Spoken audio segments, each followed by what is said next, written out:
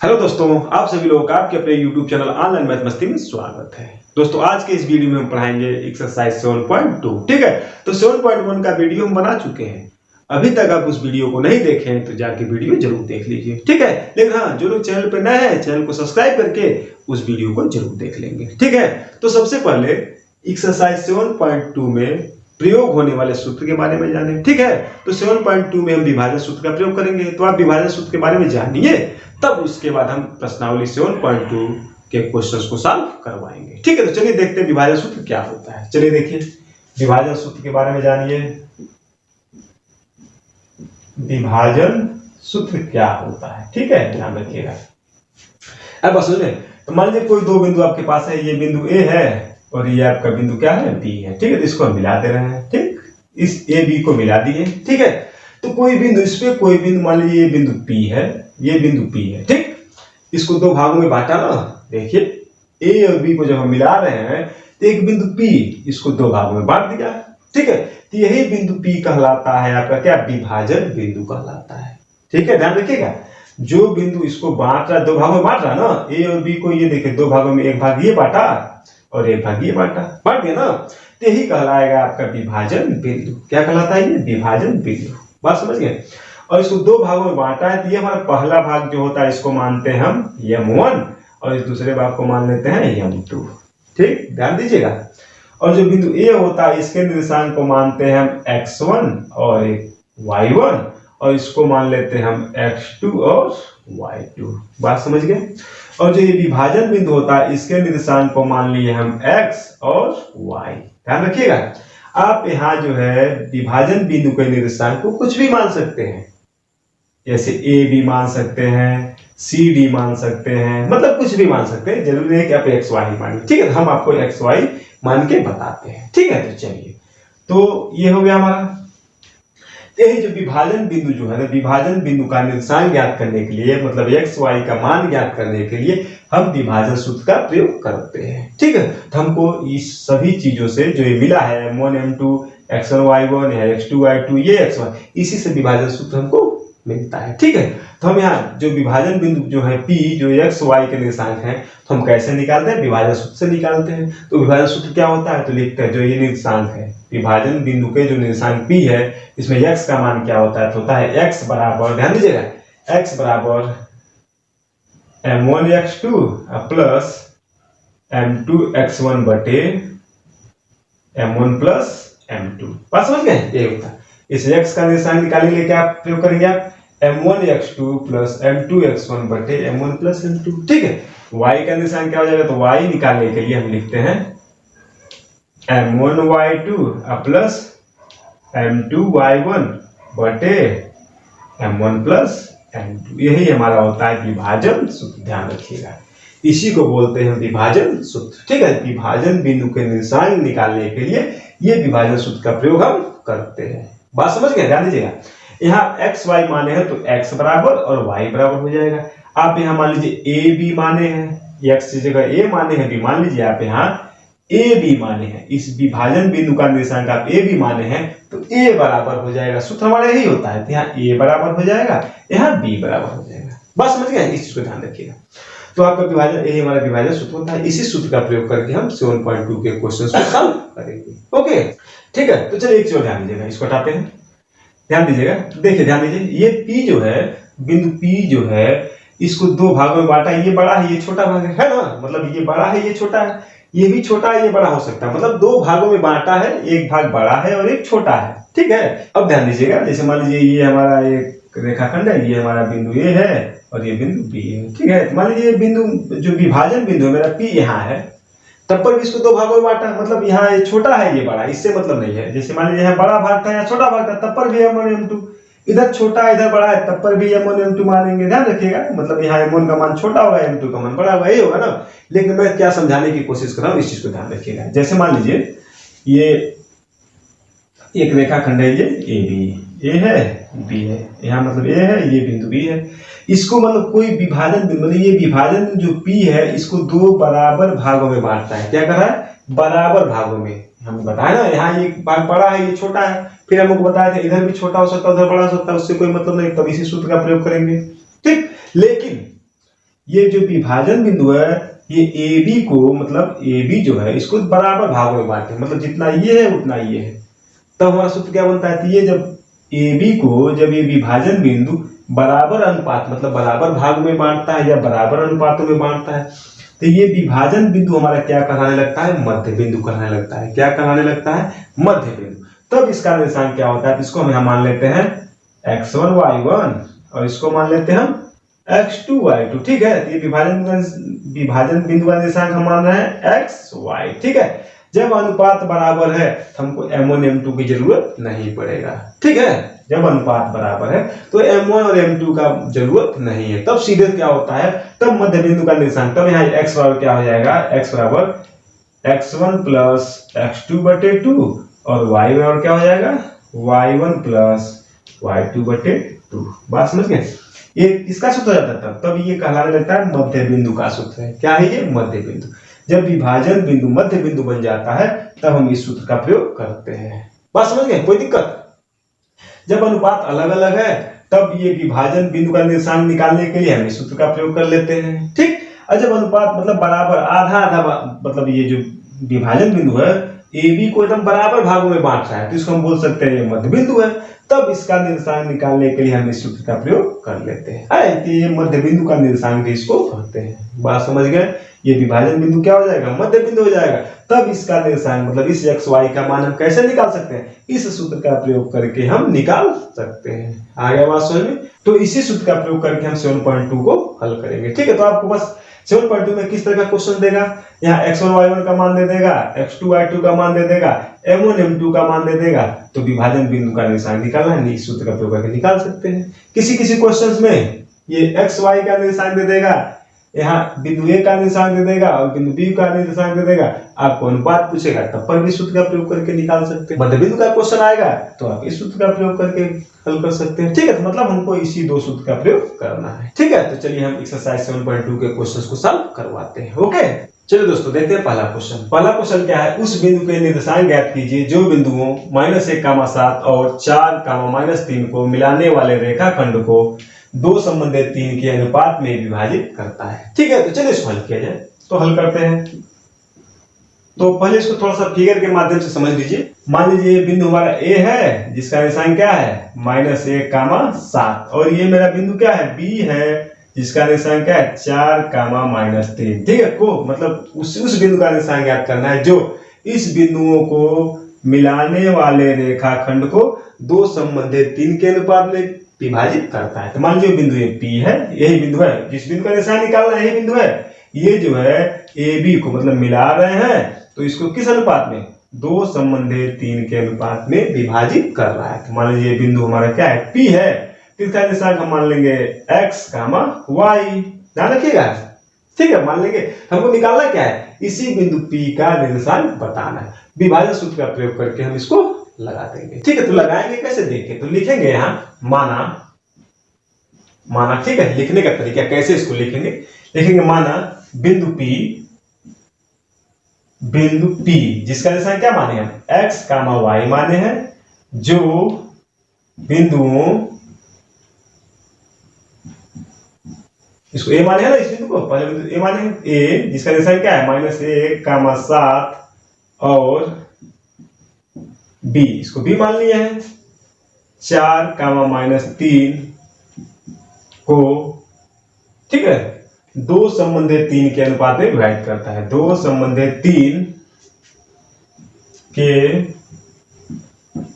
अनुपात में विभाजित करता है, विभाजित करता है। ठीक है, इस तरह आप लिख लेंगे। ठीक है, तो मान लेंगे ये बिंदु P है जो A और B को मिलाने वाले रेखाखंड को दो संबंधित 3 के अनुपात में विभाजित करता है। ठीक है, तो हमको यहाँ क्या क्या मिलेगा, अतः मुझे क्या क्या मिल जाएगा, अतः क्या मिलेगा, इसको x1 y मान लेंगे, x1 बराबर मुझे मिलेगा -1 और y1 बराबर मिलेगा मुझे 7। ठीक है ना, और ये मेरा क्या है, x2 y2 है, तो मिलेगा हमको x2 बराबर 4 और y2 बराबर क्या मुझे मिलेगा, -3। और ये हमको m1 m2 का भी मान पता है, यहाँ m1 बराबर क्या मिल गया मुझे 2 और m2 बराबर मुझे मिल गया 3।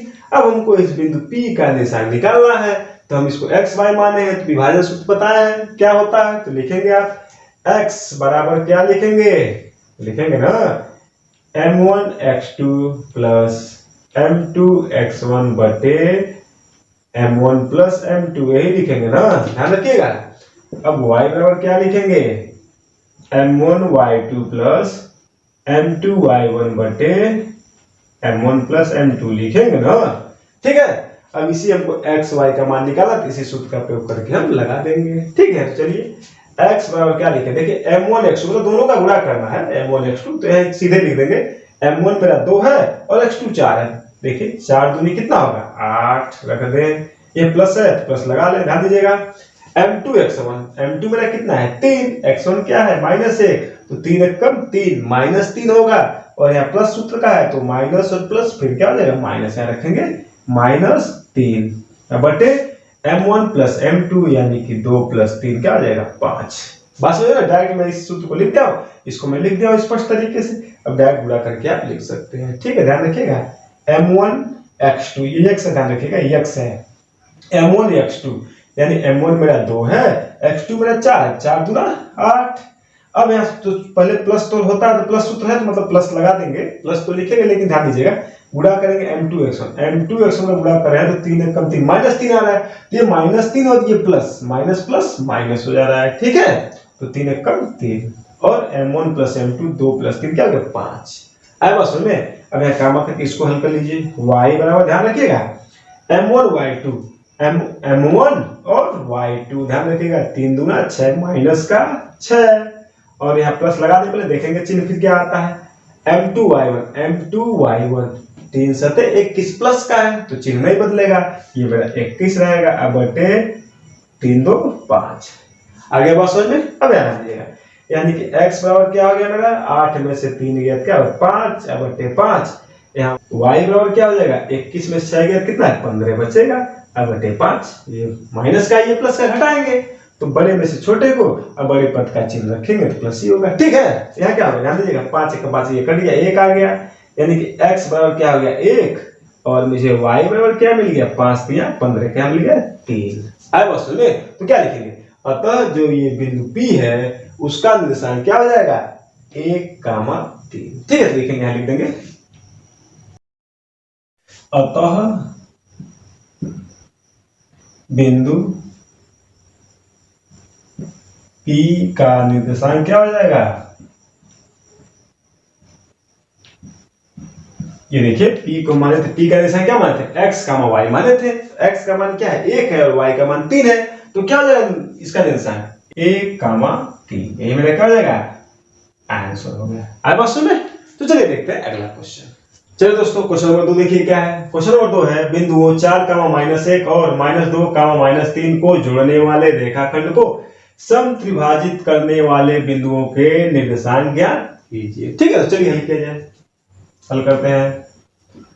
तो पहले तो आप इस क्वेश्चन को बढ़िया से समझिए कह क्या रहा है, ठीक है। जैसे कह रहा है कि बिंदु 4, -1 और -2, -3 को जोड़ने वाले रेखाखंड को समत्रिभाजित करने वाले, मतलब ध्यान दीजिएगा, मान लीजिए बिंदु ए है हमारा जिसका निर्देशांक क्या है 4, -1, और बिंदु ये मेरा क्या है बिंदु बी है जिसका निर्देशांक क्या है -2, -3, ठीक है। पहले इस क्वेश्चन को फिगर के माध्यम से समझाते हैं तब हम हल करते हैं, ठीक है। ध्यान दीजिएगा, ये कह रहा है बिंदुओं 4, -1 और -2, -3 को जोड़ने वाले रेखाखंड, इसको जोड़ दिया जाए, जोड़ने वाले रेखाखंड को समत्रिभाजित करने वाले बिंदुओं के, मतलब इसको 3 भाग में बांटना है। समत्रिभाजित मतलब बराबर बराबर 3 भागों में बांटना है। इसको 3 भाग में बांटने के लिए मुझे 2 बिंदु चाहिए ना, मान लीजिए एक बिंदु ये है और एक बिंदु ये है, मान लीजिए ये बिंदु P है और ये मेरा क्या है Q है। ध्यान रखिएगा, इस रेखाखंड को 3 बराबर भाग में बांटना है तो मुझे 2 बिंदु चाहिए, तभी ना 3 भाग आएगा, 1 2 3। बात समझ गए, ये क्या है तीनों भाग आपस में क्या है बराबर है, ठीक। तो मान लीजिए बिंदु P माने हैं, इसका निर्देशांक हम मान लेते हैं x, y, और इसको मान लेते हैं क्या a, b मान लेते हैं, बताया था ना कुछ भी मान सकते हैं। इसका मान लेते हैं x, y, इसको मान लेते हैं a, b, ठीक है। ध्यान रखिएगा, और ये अनुपात क्या है, हमारा सब अनुपात क्या है, बराबर है। मान लीजिए जैसे 1 1 है तो सब 1 1 है, 2 2 है तो सब 2 2 है। ठीक है, कहने का मतलब क्या है, ये सब आपस में बराबर है। ये 3 भाग हुआ ना, 1 भाग 2 भाग और 3 भाग, ये तीनों भाग आपस में क्या है, बराबर है। ठीक है, तो हल करेंगे तो लिखेंगे कैसे, लिखेंगे माना बिंदु P जिसका दिशा क्या माने हैं, x, y माने हैं, और बिंदु Q जिसका दिशा हम क्या माने, a, b माने हैं। माना बिंदु P और Q, ठीक है, किसको, बिंदुओं A और B को मिलाने वाले रेखाखंड को समत्रिभाजित करते हैं। लिखेंगे ना, क्या लिखेंगे, Q बिंदुओं A, मान लीजिए A जिसका दिशा क्या माने हैं, ये 4, -1 और B जिसका दिशा हम क्या मान रहे हैं, -2, -3 को ध्यान रखिएगा। बिंदु P और Q बिंदुओं A और B को क्या करते हैं, सम त्रिभाजित करते हैं, ध्यान रखिएगा। ओके, ध्यान रखिएगा। फिगर के माध्यम से हम आपको समझा दिए हैं। ठीक है, ये बिंदु P और Q जो है रेखाखंड AB को 3 बराबर भागों में बांटते हैं। ठीक है, और हम इसको मान लें P का निर्देशांक XY, Q का AB, और मान लें इसको A और इसको B। ठीक है, ध्यान रखिएगा। तो P का निर्देशांक हमको निकालना है और Q, इन दोनों का निर्देशांक हमको निकालना है। ठीक है, तो ध्यान दीजिएगा, तो हम बारी बारी से निकालेंगे। पहले P का निकाल लेंगे, फिर Q का निकालेंगे। ठीक, तो ध्यान दीजिएगा। अब लिखेंगे है क्या, बिंदु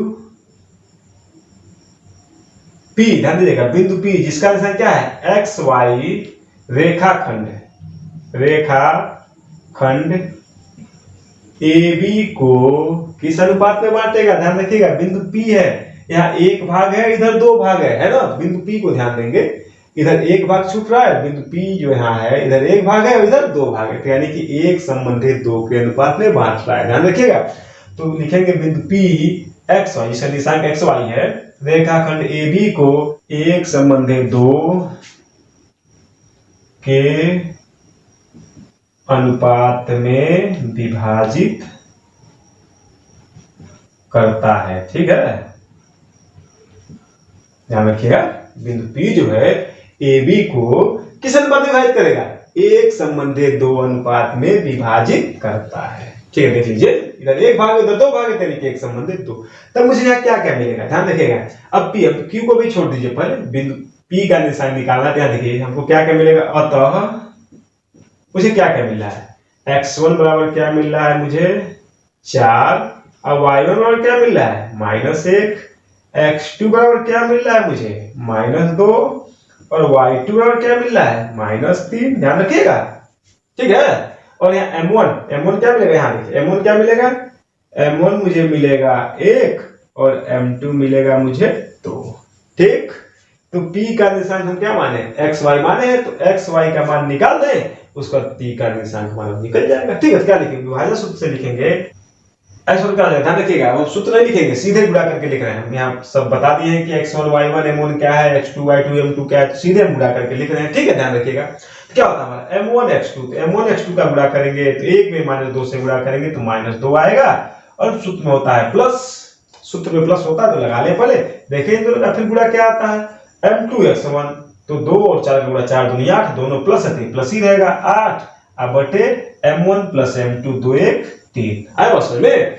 और यहाँ y बराबर क्या हो जाएगा, तब y बराबर क्या हो जाएगा, ध्यान रखिएगा, m1 y2, तो 1 में -3 से गुणा हुआ तो -3, ये प्लस सूत्र का पहले लगा लें, उसका गुणा करके देखेंगे क्या आ रहा है, m2 y1 2 और 1 -1 है, तो 2 1 कम 2 -2 आ रहा है, तो इसीलिए -2, और ये प्लस क्या हो जाएगा, तब माइनस हो जाएगा। ठीक है, यहाँ -2 हो जाएगा, ध्यान रखिएगा, क्योंकि इसका गुणा करने पे माइनस आ रहा है, इसीलिए सूत्र का प्लस क्या हो जाएगा, माइनस हो जाएगा। अब बटे 2 1 3, समझ में यहाँ क्या हो जाएगा, x बराबर 8 + 2 क्या हुआ 6/3 हो गया, और यहाँ y बराबर क्या हो गया -5/3 हो गया। देखिए 3 2 5 जुटेगा, माइनस माइनस, तो ये 3 दूना 6 2 हो गया, यानी कि x बराबर 2 आ गया, और यहाँ y बराबर क्या आ गया -5/3 ही रहेगा, कुछ कटेगा नहीं। ठीक है, अब यानी कि x y का मान मिल गया, यानी बिंदु P का निर्देशांक मुझे मिल गया, तो लिखेंगे अतः बिंदु P का निर्देशांक क्या हो जाएगा, ध्यान रखिएगा, निर्देशांक क्या हो जाएगा 2, -5/3। अब समझे, तो बिंदु P का निर्देशांक निकल गया। अब हम निकालेंगे Q का, तो चलिए निकालते हैं। तो क्या लिखेंगे, ध्यान रखिएगा यहाँ, अब लिखेंगे जैसे लिखे हैं बिंदु P जो है एक संबंधित 2 के अनुपात में विभाजित कर रहा है, तो बिंदु Q किस अनुपात में विभाजित करेगा, देखिए अब इधर 2 भाग हो गया, इधर 1 भाग हो गया, यानी कि बिंदु Q जो है AB को 2 संबंधे 1 के अनुपात में विभाजित करेगा। तो क्या लिखेंगे, ए जिसे लिखे ऐसे उसी लिखेंगे, तो लिखेंगे बिंदु इसको लगा दीजिए, बिंदु Q जिसका निर्देशांक हम क्या माने A, B माने हैं, ठीक है, रेखाखंड AB को किस अनुपात में बांटेगा, ध्यान रखिएगा, Q यहाँ है, इधर 2 भाग छूट रहा है, इधर 1 भाग छूट रहा है, इसीलिए क्या लिखेंगे AB को 2 संबंधे 1 के अनुपात में विभाजित करता है, ठीक है, ध्यान रखिएगा। तो अब हमको क्या क्या मिलेगा, निर्देशांक क्या क्या मिल जाएगा, यहाँ लिख सकते हैं। अतः अब क्या मुझे मिल गया, अतः क्या क्या मिलेगा, फिर से x1 y1 तो ही रहेगा, ये हमारा क्या है x1 है, x1 बराबर क्या हुआ 4 और y1 बराबर क्या हुआ -1, ध्यान रखिएगा, यही होगा। अब यहाँ x2 क्या हो जाएगा, x2 बराबर -2 और y2 बराबर -3। अब हमारा m1 m2 बदल जाएगा, m1 क्या हो जाएगा, ये 2 हो गया, m1 हमारा हो जाएगा 2 और m2 हो जाएगा हमारा 1, ध्यान रखिएगा, ठीक ना। अब फिर हमको क्या है, Q का निर्देशांक हम AB माने, AB का मान निकाल दे, वही हमारा Q का निर्देशांक हो जाएगा, ठीक है। तो क्या सूत्र लगाइए, तो A बराबर क्या होगा, सिर्फ सूत्र वही लगेगा, मैं बताया था, यहाँ कुछ भी मान सकते हैं x y a b में कुछ भी, लेकिन सूत्र हमारा वही लगता है, ठीक है। तो A बराबर क्या हो जाएगा m1 x2, देखिए 2 और -2 का गुणा करेंगे तो -4 और सूत्र का प्लस पहले लगा दे, फिर गुणा करेंगे देखेंगे क्या आ रहा है, माइनस आएगा तो माइनस कर देंगे, प्लस आएगा तो प्लस ही रहेगा। अब m2 x1 यानी कि 4 1 कम 4 प्लस का है, इसलिए प्लस ही रहेगा 4 अब बटे m1 प्लस m2 यानी कि 3, ठीक है। और यहाँ लिखेंगे, अब यहाँ क्या हो जाएगा, हम देखें b माने तो इसलिए b बराबर क्या हो जाएगा m1 y2, तो m1 y2 का गुणा कर ले तो 3 दूना 6, माइनस का 6 आएगा क्योंकि -3 है, ठीक है। सूत्र का प्लस होता है, पहले लिख लें, अब गुणा करने पे जो आएगा तब चिन्ह हम देखेंगे क्या आ रहा है, प्लस ही रहेगा कि माइनस होता है, ठीक है। तो गुणा क्या होगा m2 y1, फिर होगा गुणा करेंगे तो m2 मेरा 1, y1 भी -1 है, इसलिए 1 में -1 से गुणा होगा तो -1 आएगा, इसीलिए जो ये सूत्र में हमारा प्लस रहता है, अब ये माइनस हो जाएगा, -1 हो जाएगा क्योंकि इसका गुणा माइनस में आ रहा है, इसलिए माइनस और प्लस माइनस, ठीक है। अब बटे 2 1 3, बात समझ में आ गया, कोई दिक्कत। अब यहाँ क्या लिखेंगे, a बराबर क्या हो जाएगा, ये कट गया तो 0 हो गया, 0/3, यहाँ क्या जाएगा b बराबर क्या हो जाएगा -7/3, ये तुम्हारा 0 हो गया, यानी कि a बराबर क्या हो गया 0 और b बराबर क्या हो गया -7/3, a b का मान निकल गया, यानी कि बिंदु Q का निर्देशांक हमको मिल गया। तो लिखेंगे अतः बिंदु Q का निर्देशांक क्या हो जाएगा, निर्देशांक बराबर क्या मिलेगा 0, -7/3, ठीक है। आई बात सुन ले, तो ये हमको मिल गया कि P और Q का निर्देशांक हमको निकाला था, P और Q का निर्देशांक हम निकाल दिए। आगे बात सुन ले। ओके दोस्तों, आज के वीडियो में बस इतना है। वीडियो अच्छा लगा हो तो लाइक करिएगा और वीडियो को अधिक से अधिक शेयर करिए, ठीक है। जो लोग चैनल पर नए हैं चैनल को सब्सक्राइब कर लें, ठीक है, और बेल आइकन दबाना मत भूलिएगा, क्योंकि मैं इस तरह का वीडियो बनाऊंगा सबसे पहले आपको नोटिफिकेशन मिल जाएगा और आप अपनी तैयारी आराम से जारी रख सकते हैं, ठीक है। और हाँ, एक बात और जो हमेशा मैं बोलता हूँ कि कमेंट जरूर करिएगा कि आपको क्या समझ में नहीं है। ओके दोस्तों, बाय बाय।